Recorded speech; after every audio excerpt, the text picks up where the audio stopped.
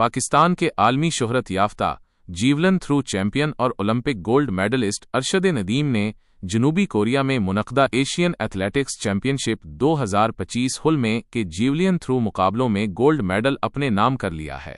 Final में अरशद नदीम ने अपनी बेहतरीन कारकर्दगी का मुजाहरा करते हुए हरीफ खिलाड़ियों को पीछे छोड़ दिया। इनकी थ्रोज का सिलसिला यूं रहा: पहली थ्रो 75.64 मीटर, दूसरी थ्रो 76.80 मीटर, तीसरी थ्रो 85.57 मीटर, चौथी थ्रो 83.99 मीटर, आखिरी थ्रो 86.40 मीटर।